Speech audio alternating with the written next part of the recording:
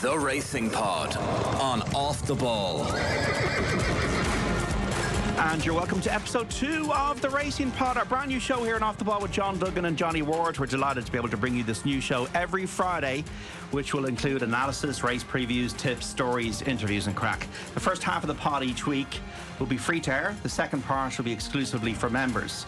So be sure to sign up by going to offtheball.com/join. You won't want to miss out on any of the info. Johnny, last week I was wearing the hat. I was wearing the Peaky Blinders cap I bought at Cheltenham, and this week you're wearing the hat. I didn't expect this, but there we go. Well, I thought you've gone from that to a hoodie. I mean, you've just gone totally casual on week 2. We had plenty of fun week 1. I think we've loads to talk about, and real national hunt weather today. Quite cold, JD. Brilliant racing last weekend across Britain and Navan, and this weekend is class as well. We had horses in the 10 to follow. So once again, members, if you want to pick out last week's pod, listen back to it for members. You'll get the 10 to follow that I gave, that Johnny gave, and we both had winners. So you had Bird Out Road and I had Spring de la Mare, both in our 10 to follow. Bird Out Road is really, really impressive. When he gets better ground at Cheltenham, this could be some horse. James Owen trains it. Yeah, it's just like, it's great to see these British horses come off the flat, like the old Triumph Hurdle horses. Yeah. I mentioned Margeborough as well for Willie Mullins. He's in the same sort of division, totally different type of a horse, but I have to say my patriotism has gone, because Ireland is just winning too many races at Cheltenham. So I want the British horse to do well now, JD. I want more parity. I want Irish racing needs British racing at national hunt level particularly, and we need good British horses, and I think they have one in Bird Road. You don't want Cheltenham to become Punchestown away, no, which it has at sometimes felt in the last few years. Ireland have 80% of the favourites at the moment, I think. Yeah, that's not great. And also, we had handicap chasers gone over to Cheltenham last week, and winning. Gavin Cromwell had a winner, I remember. So Henry de Bromhead has done well there as well. So my performance of the week was Cara Monaghan, who in 2021 Meath won the All-Ireland. It was completely unexpected. Remember, they beat Dublin, Vicky Wall and Emma Duggan, all these players. But Cara Monaghan was in the panel. And last week, she rode her first ever winner on a race course. The horse is called St. Denis as well, for Ian Patrick Donoghue, the trainer. This was at Navan. 40 to 1 shot. And she won easily.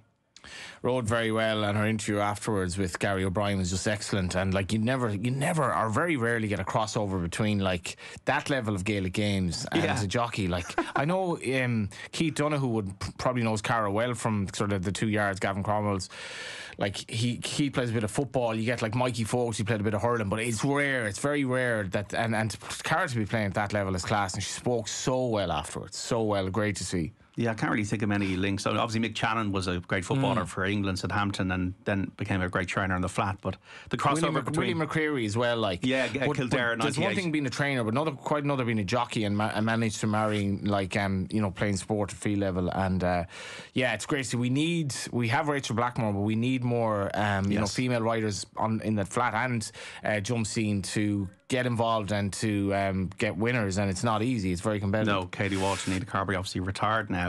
So we had last weekend, it's worth mentioning at the start of the show this week, I think some of the horses that turned out and won last weekend. So the handicaps will start with Cocoa Beach won the Troy Town Chase in Navan, 20 to 1 shot in the colours of Michael O'Leary. Grey horse, quirky fella. I think the key thing for this race was that he ran out near the front, and I think the horses that went to the front, Limerick Lace aside, did well. He had the blinkers on, so he's been a very consistent animal. Won at Goran Park, the big highest chase there a couple of years ago. Only 8, and deserved winner, I felt. He was, and Danny Gilligan again, JD. He won to win the Galway plate and the Troy Town. Galway jockey, is he? Yeah, he's a son of Paul Gilligan, who, like, it was mad. Like, Paul Gilligan, the Galway jockey in the news at the moment is unfortunately Graham Lee, and our thoughts were with him. But we've had the odd few jockeys, and Danny and his brother Jack went over and rode Buddy 1 to a kind of a big gamble on success in becoming a very good horse, that fella. And then I think Danny's really good. Like, I have to say, like, I kind of started to notice him a bit on the summer circuit. Then he got injured, but he's riding a lot of winners in sort of ordinary races. But then he just looks so polished, and to win in the space of a couple of months, really, to win a Troy Town and a Galway plate at that age is remarkable stuff. Thought Fakir Gillen ran well. He caught my eye before the race. Ben Harvey rode him. I thought Dunboyne ran well, and I think he could be aimed at the highest again in January at Goran Park. He was second there last year. Largy Debut, our tip, was brought down in the first, and you just have to. That's just one of those things. Yeah, it was. I mean, God Almighty, like beginner's luck. What? He's been a hard horse to follow, but like to go from to build up the hype to the race, and all the talk of the Troytown is Gordon has so many runners, and you're taken down at the first. But worst thing. I don't mind falling. I don't mind if I've got a bet on somebody and it falls, but because you can. Well, okay, my judgment wasn't right about the horse's jumping ability, but to be brought down is just infuriating. Well, you look at Paul Byrne sourcing the horse that goes off favourite in the Greywood. Now he's run out twice. It's only a matter of time. So these things can and will happen. That's why we're so engrossed by it. Stage Star then won the Paddy Power Gold Cup at Cheltenham on the Saturday. I did give a positive mention for this on the first episode of the pod. Look, I think this horse is improving. I think he's a course and distance specialist. I think Harry Cobden gave him a great ride. He down affected at the last fence, which can be catching out horses. I remember having to gallop in the Champs as well. But he got over it and thought he was an impressive winner. I think he probably won't be seen until March. I think he's a bang standing dish for the Ryanair Chase in Cheltenham come March. If he turns up, I think he'll be hard to beat. Yeah, and he was trained to be kind of like ready for the day, and he looked really well beforehand, just looking at him.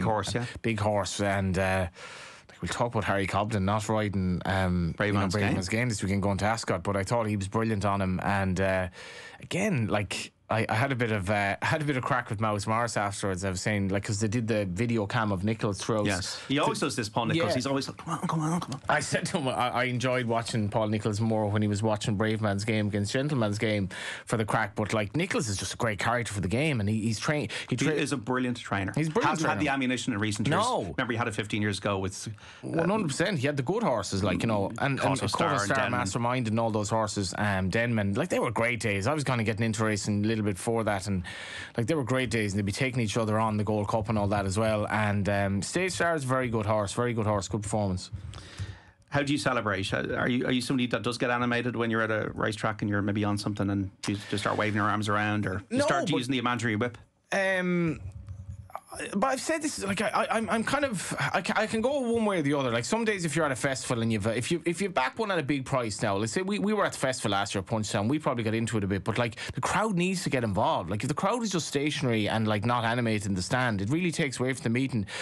And people give out about the student days, but they had one in Dundalk the other night, and you could hear the students really enjoying the race and cheering horse home. We need more syndicates, and we need more young people there having a good time. And if you're just in the stand and you don't open your mouth, you're just watching on TV.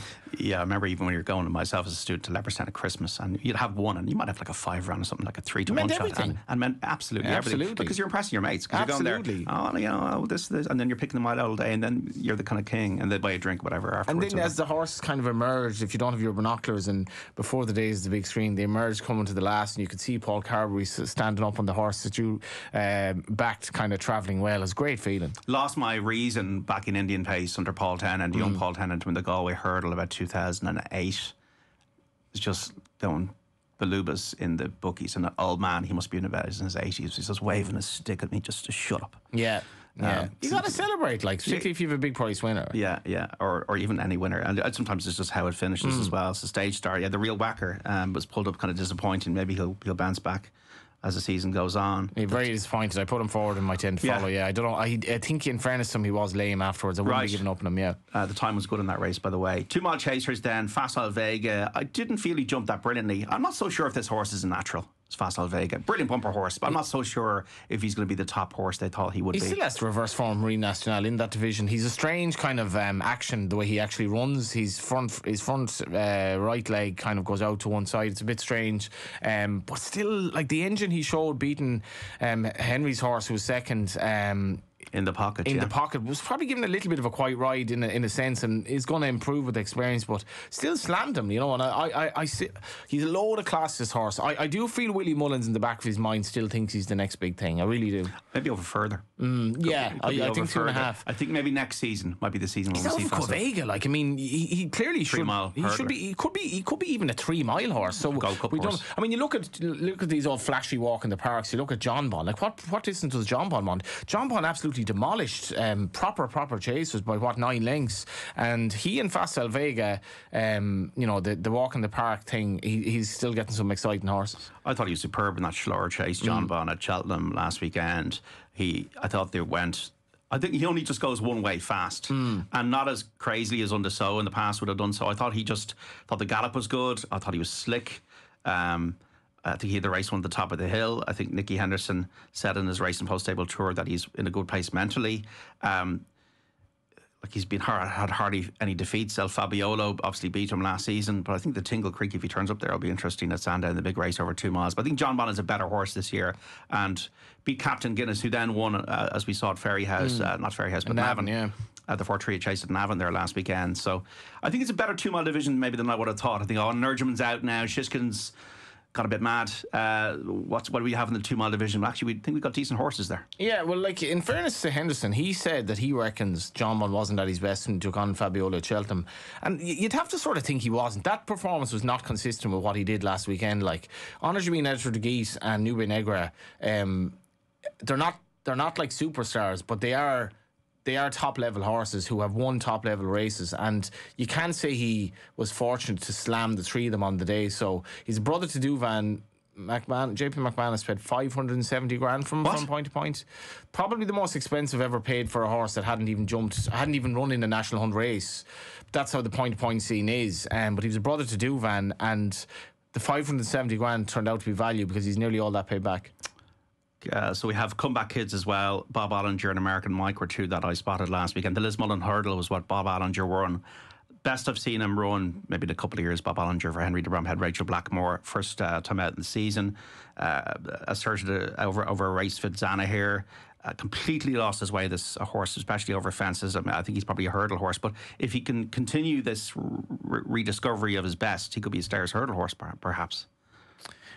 Like, it was. Are you a forgiving type as a punter? I'm a bit in between. The one thing I don't forgive is horses that have injuries. Yeah. Now, and Bob Ottinger, whether he had an injury or a breathing issue, I don't know what he had. But, like, for example, Appreciated Runs this weekend was an incredible winner of the Supreme Novices Hurdle a couple of years ago. Got injured and has never been the same horse since. Well, yeah, and if you weren't the forgiving type, you had a bad day at Navan because, like, whatever about American Mike, who's kind of season derailed, like, it's very hard to have much faith in Bob Bollinger now. I mean, for all that, he won at Cheltenham when Galopin des Champs fell. I thought he was very disappointed that day. Last season was more and more of a situation. There's something not right with this horse. He's just not finishing his races. Very well backed at Leopardstown. He disappointed. American Mike, on the other hand, the only proviso I'd have with him is, like, he started last season very well at Down Royal, and everything just went downhill from there, including at Navan. And we spoke about Fact to File last week. I thought he beat him well. I really did. And Gordon, interestingly, saying Jack Kennedy's done a lot of work with this horse. He jumped well. They pull well clear of the others as well, which is always important to see in these races, listeners and members, because I think if you see 2 horses going at it and then finish you well clear of the rest. He was a great bumper hope the season before as well. Finished second at Cheltenham. Vega and they didn't. And maybe he's back. Maybe he's just a chaser, not a hurdle. Maybe, yeah, because, like, you were looking at him last year though, and I was kind of running out of excuses for him in the end.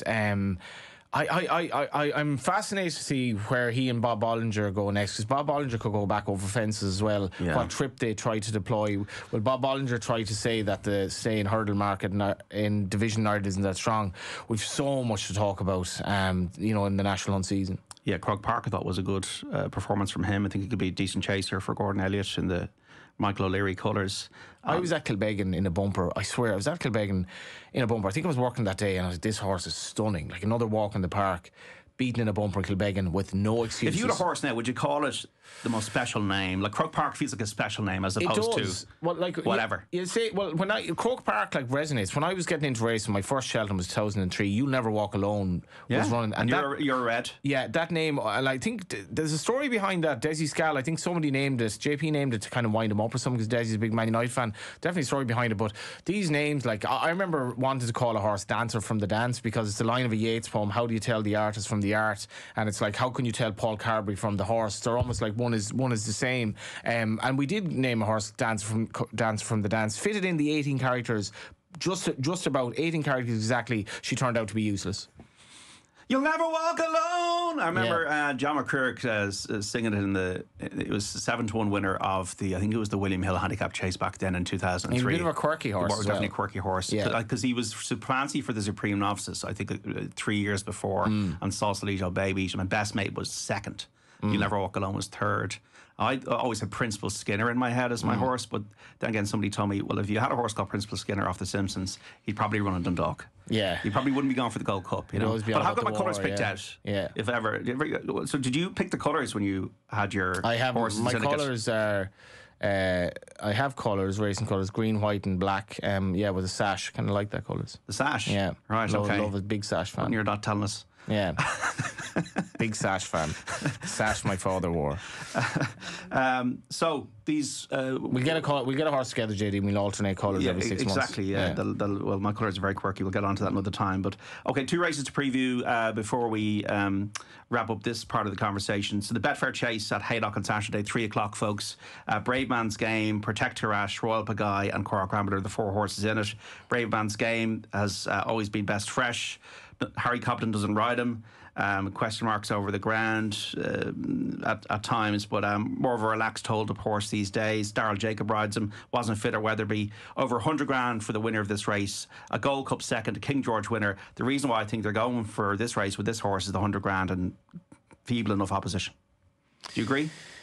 Yeah, like we had a walkover this week in a good race. There are too many races for these horses between Ireland and Britain. Like Ireland and Britain should nearly be just like the same thing. Just run them against each other, not just at Cheltenham. And you have to run or whatever. You have to run. I mean, we've Gallop and Deschamps coming out. It's not a bad field, but it's dominated by Willie Mullins. Brave Man's Game's taken on at most 3 horses here. Shishkin could have run, but instead he has the option of going elsewhere. Could obviously have come to Ireland if he were in. Going to Ascot, yeah. Going to Ascot. So you have all these. There are too many races for the same type of horse. Is he penalty kick Brave Man's Game? Penalty kick's a bit strong. He was beaten obviously at Weatherby. I don't know exactly what the reasoning behind Harry Cobden not riding him is. I always find Paul Nicholls brilliant to deal with in the media. I tend to think that what he said is probably right, and Harry Cobden's covered himself very well in the sense that I want to ride the horse, but I'm going to ask what it is. I'll be riding Brave Man's Game later on.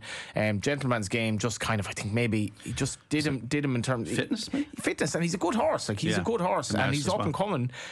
Trained by a master in Mouse Morris. Brave Man's Game on general form, including the Gold Cup, he has an edge over Protectorate. The other two shouldn't be good enough, and like.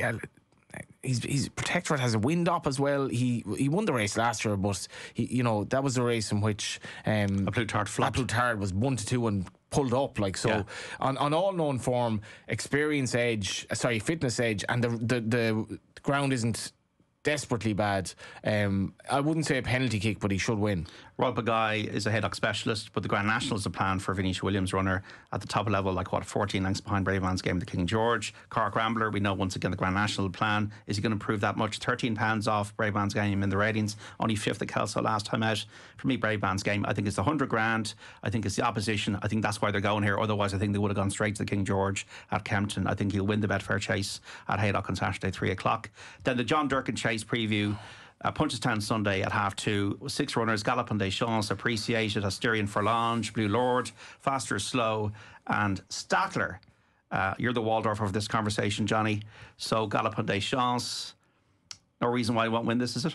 Not really, no. Obviously, it's the reverse form of Faster Slow. That was a race we watched together last year. I have one general rule in betting: don't back horse at odds on at Punchestown that ran hard races or ran at Cheltenham, because in general, I think it's just too often that they disappoint.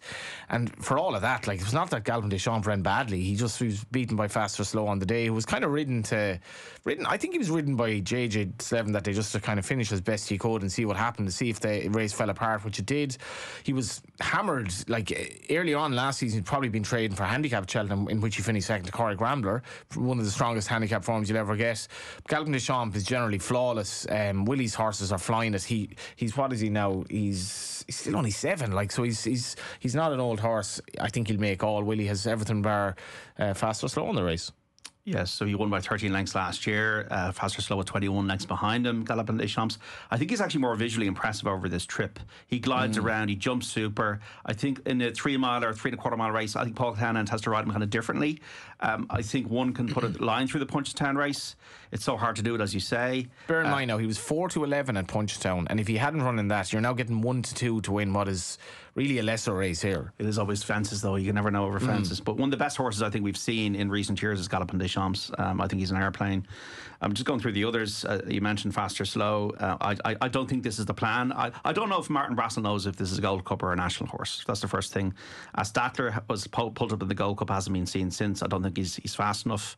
Blue Lord was a really impressive winner about a year ago, Clonmel, but then his form went off the cliff. Asterion Forlange is just maddening. So talented, especially right-handed. Has to go right-handed, but 3 falls and an unseat to his name. appreciated, as I mentioned earlier. It's like Galopin des Champs or bust. I think it's Galopin des Champs or Braban's game almost in a double, folks, this weekend. So just before we end up this part of the conversation, we're going to do an each way double. Make mine a double J, non-alcoholic, a bit of ice. Last week we did nothing because Largy debut was brought down the first, and you had another one. Was it Read to Respect, who I think his jockey was a little bit inexperienced on the day. And, we all learn, we all live and learn, and it just wasn't the best day from at Cheltenham. But so, make mine a double J, Johnny, on the Racing Pod. What's your pick this week? I'm not going to break into John Lennon here, but imagine in the 155 at Punchestown. Yes. Yeah. Imagine all the winners. I just think he's a good thing. That is on the Sunday. Yes, okay. Mine is Gabby's Cross, 3 o'clock at Punchestown on Sunday as well, both at the same track. The comments from Henry de Bromhead in the Racing Post Stable Tour caught my eye this week. Listen to this. Hopefully he can win off his hurdles mark soon. He ran really well at Galway. The plan is to go for the Pretemps qualifier Punchestown this coming weekend. Darrow Keefe rides 10 stone 8, 20 pounds lower than he is over fences. Second at Galway, as Henry mentioned last month. The horse won the race, but he won. Yeah. So Gabby's Cross and Imagine is the double this week on the Racing Pod. This is the Racing Pod on Off the Ball. If you're listening for the free version of the podcast, we'll be leaving you here. But if you're looking for more, including our analysis of additional races at Punchestown and Ascot this weekend, go to offtheball.com/join to subscribe and get the full podcast every Friday with all of our racing tips, insights and stories from the week's action.